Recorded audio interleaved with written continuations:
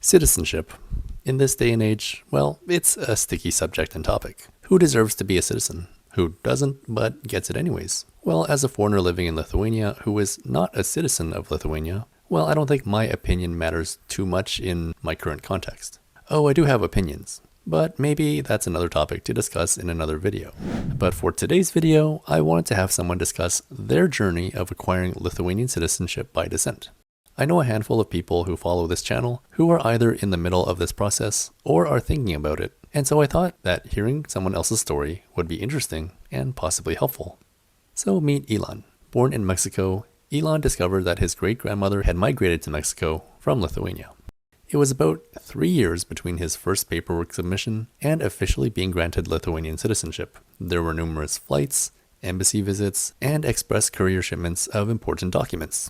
And so I'll let Ilan tell the story, with very limited interruption from me, and not even that much editing either. So, well, enjoy. I'm what you could call a Jewish Ashkenazi, which is a Jewish people that come from mostly Eastern Europe. My family came to Mexico about 100 years ago in the 1920s. And they came from, back then it was kind of Russia, Poland, the borders were shifting, but nowadays it's Lithuania, Poland, and Ukraine. So yeah, that's basically what I knew all my life, that my family came from those countries, and that's it, no much about it. We didn't have any sort of Lithuanian community or anything like that. We were just part of the Jewish community among all the other Jews that came from different parts of the world. So I started researching kind of my family roots and what I could do. And then I got with Lithuania and I said, well, I don't know, let's see what Lithuania is all about. I didn't really know much about the country. So I started researching a bit about the country, a bit about my family history when they came to Mexico, if I had any documentation. And I was talking with my dad, and he said that I think some of his cousins have already went through the process. And the same guy that I had spoke with many years ago, is the guy that helped them. And he said he actually had a copy of my great grandmother's passport from when she left Lithuania in 1928. I started researching how to apply. I was in China at the time, and it was COVID, so I was stuck in China. I couldn't go back to Mexico. So I started seeing if I could do it from China. And then I saw that there was an embassy in Beijing. I was living in Shanghai. I started emailing them asking, hey, can I apply? What is the process? Researching all the information in, Migri's website, which they kind of listed all down. The embassy said, sure, you can come. So I went, I took a trip to Beijing. I went to the embassy, I submitted all my paperwork, and I thought, awesome, in, I don't know, a few months or a year, I'm gonna be Lithuanian. Of course, it wasn't that easy. I waited about 6 months to hear back for the first time from the immigration department, which is basically the deadline they give you. Like, we will get back to you within 6 months. So it was like at the end of the 6 months when they got back to me, I got like a letter. The letter said basically that some of the information was missing, that I didn't really understood it at the time exactly what I was missing. For me, it was very clear in my head that I had given everything that I needed. But they said that something is not matching. And then I started kind of checking my documents and I realized that my great grandmother had a name when she left Lithuania and she had a different name in Mexico. And then she was kind of using both names. Sometimes it was very weird. I don't know exactly how they did it at the time or why she got a different name, and the names were quite different. So in Lithuania, she was Sore Gitel, which is like a Yiddish version of Sara. And in Mexico, she was Aida, which is completely different. It doesn't even sound similar. I don't know, in my head was completely clear that, yeah, it's the same person. Why wouldn't they believe me, right?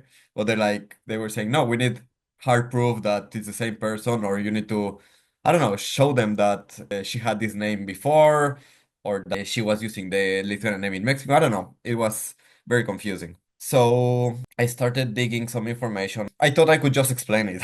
So I kind of tried to explain to them, hey, it's the same person. And they said, like, no, it doesn't work like that. After some digging back and forth, and I found that, so in my grandma's birth certificate, which is what I originally gave them to prove that I'm descendant of this person, she had the Aida name, the Mexican name, which didn't match with the Lithuanian passport. But then I found that in my grandma's marriage certificate, which is obviously after her birth, it had the name Gitel, which is part of the name that she had originally in Lithuania. And they said, I thought, well, look, I have these two documents. It's the same person, the same daughter, the same well, the mother, but different name. So I thought that would be enough, and of course it wasn't. So I went to the notary in Mexico. Well, my dad went because I was stuck in China, to the notary in Mexico, asked the notary to make like a full folder explaining how this person had different names, that she used them sometimes and sometimes.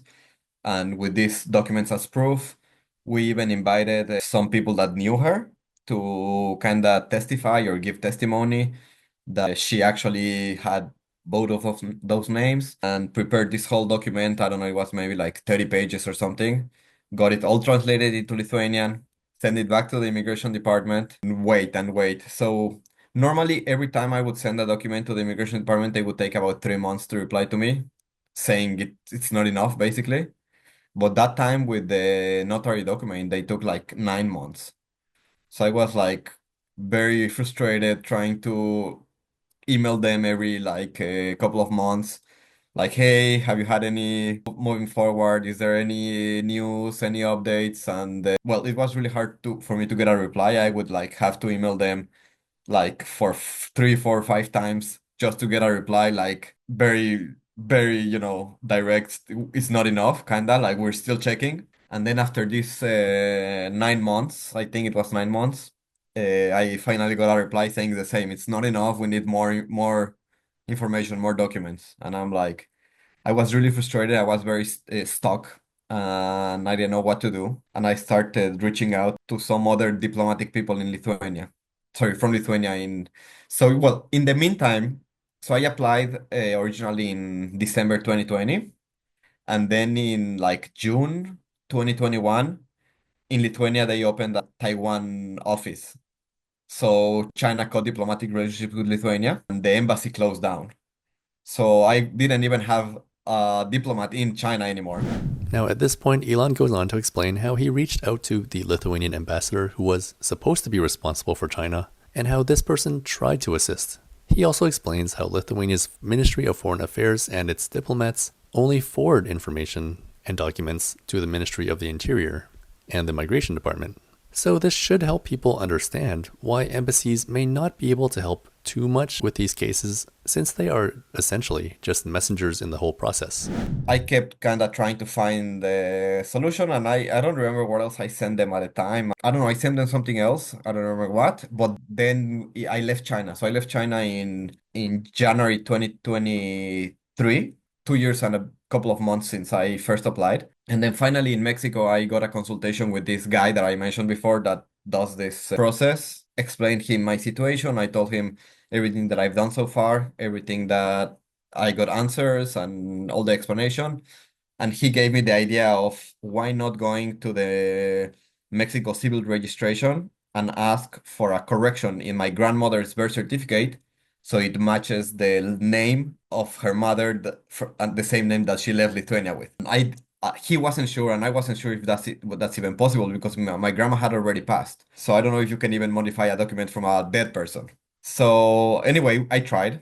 I went to the civil registry in Mexico. I requested information. I said, this is what I need to do." That document that I had made with the notary like a year before, it helped me. So it finally helped me, and I brought this document from the notary. I said, "Look, I have all the proof here, and this is the explanation of why the birth certificate is wrong, and this is how you need to correct it."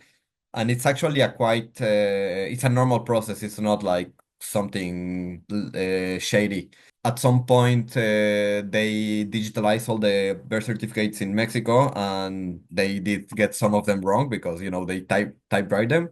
So it's an actual process to go fix it. So I fill in the form, I pay the fee, I brought all the proof, and then I had to wait for, I don't know, a couple of months until they had it ready. And then I actually came to Lithuania that time. I came to do a language course for the summer. So I brought and I presented the document in the immigration department in person for the first time. All the times before were like with DHL and a bit with the diplomatic services. I went, I brought the document, and then I waited again another 3 months. And also, while I was in Lithuania, I was able to go to the archives and I dig out some more information. So I found the birth records of both my great grandmother and great grandfather and their marriage certificate. So I gathered a bit more proof that they were actually Lithuanian, not just the that old passport that I didn't even have the original. So I also gave that to the immigration department. So then I waited like 3 months and I finally got back from them and they were asking for the file in the Mexico civil registration on what grounds they made the correction to the birth certificate because there was a note saying it's been corrected. So they just wanted to have the full file explaining why the correction happened to make sure. Well, I mean, you could probably in Mexico bribe someone to correcting it. So they didn't want to make sure that wasn't the case. So yeah, I went back in Mexico. I had to get this file. I had to get it, apostilled and translated and, the same as everything. And finally, I sent it back to them. And this is at this last part of the process, I actually hired a lawyer in Lithuania, and she kind of just helped me make sure that I'm understanding what the immigration department was asking. I sent it to her, she sent it to the immigration department, and basically 2 or 3 months later, I finally got the notice that I am Lithuanian. Finally, after all this, a bit over 3 years. And so they sent me a letter, basically saying you've acquired the citizenship based on the grounds of reinstatement. This program is specifically for people that left Lithuania between, I think, 1917 or 1919 until 1940, which is when Lithuania was independent in between the Russian Empire and the Soviet Union. So if your family left in that, I mean, you or your ancestors left in that period of time, you could apply for this specific program, which is different from people that left later in the 90s or something. It's they fall under a different program. So finally, I got the letter, and they said, "That's it. With this letter, you now can go to either the passport office in Lithuania or any embassy and apply for a passport and a local ID." So, I mean, there isn't one in Mexico. So I went to New York. I applied there. That's it. I mean, they received me. They were super nice. They were very, very polite. They got my application, and then it took a couple of months until they sent me an email saying that your documents are here, and then I got them mailed to me, and that's it. So I'm Lithuanian now. This happened like last February. So now that I'm here in the country, I'm like a national person, like just a normal guy. Oh, even though I don't speak the language yet. So yeah, that's more or less the story of how I got the citizenship. And then, as a follow up question to Ilan's story, I had to ask him if he had any recommendations for those wishing to undertake the same or similar process of acquiring Lithuanian citizenship by descent. And so here's the advice that he had to offer. If you should or shouldn't hire, I don't know, like a lawyer or an agent to help you make this process. And sometimes I think I should have. I think it would have been faster if I did because the person would have already know the process and would have noticed my mistakes before I made them. But on the other hand, it was quite expensive to hire someone. It was like maybe 4 or 5,000 euros to just for the person to give you the service plus all the other expenses of translating and DHLs and so on. If you don't mind paying that kind of money, you can probably find someone that could do it for maybe 2, 3,000 euros. I don't think anything less than that. But if you don't mind paying that and don't have to worry about it, I think it's a good option. I think it's possible to do it without help, but you will learn the hard way like I did and commit a lot of mistakes. So the other thing you should consider is that the people in the immigration department, they don't follow logic. They follow just black and white proof. So if you cannot actually prove it in a paper, they are not going to understand any logic behind it. So that was very frustrating for me because I am a very logical person. I studied engineering. I think like analytically like that. I don't care that much if it says this or if it says that.